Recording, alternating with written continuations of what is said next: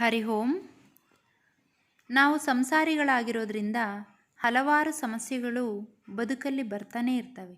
ಆ ಸಮಸ್ಯೆಗಳನ್ನು ಎದುರಿಸೋದಕ್ಕೆ ಭಗವದ್ಗೀತೆಯ ಒಂದು ಶಕ್ತಿ ನಮಗೆ ಬೇಕೇ ಬೇಕು. ಅದಕ್ಕೆ ಉದಾಹರಣೆಗೆ ಮಹಾಭಾರತದ ಯುದ್ಧದ ಸಮಯದಲ್ಲಿ ಕರ್ಣ ಹಾಗೂ ಅರ್ಜುನ ಇಬ್ಬರೂ ಬಹಳ ಅಪ್ರತಿಮರು, ಬಹಳ ಅತಿರಥ ಮಹಾರಥರು. ಬಿಲ್ವಿದ್ಯೆಯಲ್ಲಿ ಅವರಿಬ್ಬರಿಗೂ ಯುದ್ಧ. ಆ ಕಡೆ ಕರ್ಣ, ಈ ಕಡೆ ಅರ್ಜುನ. ಅರ್ಜುನನ ರಥದಲ್ಲಿ ಕೃಷ್ಣ.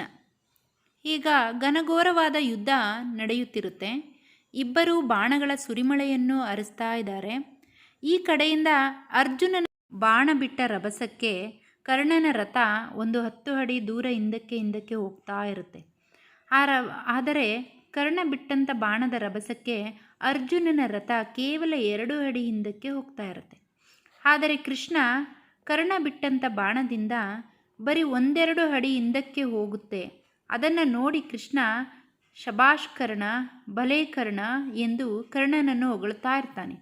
1-2-3 ಸಲ ಗಮನಿಸಿದಾಗ ಮನಸ್ಸಿನಲ್ಲಿ ಅರ್ಜುನ, ಇದೇಕೆ ಹೀಗೆ? ನಾನು ಬಿಟ್ಟ ಬಾಣಕ್ಕೆ ಅರ್ಜುನನ ರಥ 10 ಅಡಿ ದೂರ ಹೋಗ್ತಾ ಇದೆ.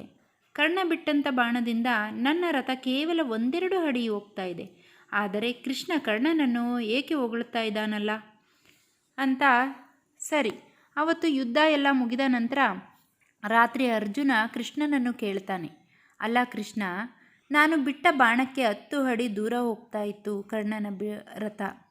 ಕರ್ಣ ಬಿಟ್ಟಂಥ ಬಾಣದಿಂದ ನನ್ನ ರಥ ಬರೀ 2 ಅಡಿ ದೂರ ಹೋಗ್ತಾ ಇತ್ತು. ಆದರೂ ನೀನು ಆ ಕರ್ಣನಿಗೆ ಶಬಾಷ್ ಅಂತಿದ್ದೆ ಏಕೆ ಅಂತ ಕೇಳಿದಾಗ ಶ್ರೀಕೃಷ್ಣ ರಥದಿಂದ ಇಳಿ ಅಂತಾನೆ. ಅದಕ್ಕೆ ಅರ್ಜುನ, ಇಲ್ಲಪ್ಪ, ಮೊದಲು ನೀನು ಇಳಿ ಅಂತ ಹೇಳ್ತಾನೆ. ಮತ್ತೆ ಕೃಷ್ಣ, ಅರ್ಜುನ ಮೊದಲು ನೀನೇ ಇಳಿಬೇಕು ಎಂದು ಕೃಷ್ಣ ಅರ್ಜುನನಿಗೆ ಹೇಳ್ತಾನೆ. ಸರಿ ಎಂದು ಅರ್ಜುನ ಕೆಳಗೆ ಇಳಿತಾನೆ. ನಂತರ ಕೃಷ್ಣ ಇಳಿತಾನೆ. ಕೃಷ್ಣ ಇಳಿತಿದ್ದ ಹಾಗೆ ಆ ರಥ ಸುಟ್ಟು ಭಸ್ಮ ಆಗೋಗುತ್ತೆ. ಆಗ ಕೃಷ್ಣ ಹೇಳ್ತಾನೆ, ಆ ಕರ್ಣ ಬಿಟ್ಟಂಥ ಬಾಣಕ್ಕೆ ನಿನ್ನ ರಥ ಯಾವಾಗಲೂ ಚೆಲ್ಲಾಪಿಲ್ಲಿ ಆಗಬೇಕಿತ್ತು. ಆದರೆ ಅಲ್ಲಿ ನಾನು ಇದ್ದಿದ್ದರಿಂದ ಹಾಗಾಗದಂತೆ ನೋಡಿಕೊಂಡೆ ಎಂದರು. ನೋಡಿದ್ರಾ? ಹಾಗೆ ಕೃಷ್ಣನು ಆ ರಥದಲ್ಲಿ ಇದ್ದಿದ್ದರಿಂದ, ಕೃಷ್ಣನ ಆಶೀರ್ವಾದ, ಕೃಷ್ಣನ ದಿವ್ಯತೆ ಇದ್ದಿದ್ದರಿಂದ ಅಂಥ ಕರ್ಣನ ಎದುರಿಗೆ ಅರ್ಜುನ ನಿಂತ್ಕೊಳ್ಳೋಕ್ಕೆ ಸಾಧ್ಯ ಆಯಿತು. ಅರ್ಜುನನಿಗೆ ಕೃಷ್ಣ ಜೊತೆಯಲ್ಲಿದ್ದ ಕಾರಣದಿಂದ, ಕೃಷ್ಣನ ಆಶೀರ್ವಾದ ಅರ್ಜುನನಿಗೆ ಇದ್ದಿದ್ದರಿಂದ ಅರ್ಜುನನಿಗೆ ತೊಂದರೆ ಆಗಲಿಲ್ಲ. ಅದೇ ರೀತಿ ನಮ್ಮ ಬದುಕಿನಲ್ಲಿ ಬರುವ ಎಷ್ಟೋ ಹೊಡೆತಗಳನ್ನೆಲ್ಲ ನಾವು ತಡೆಯಬೇಕಂದ್ರೆ ಭಗವದ್ಗೀತೆಯ ವಿಚಾರ ನಮಗೆ ಬೇಕೇ ಬೇಕು.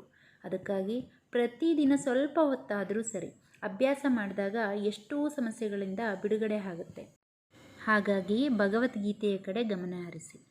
ಶ್ರೀ ಕೃಷ್ಣಾರ್ಪಣಮಸ್ತು.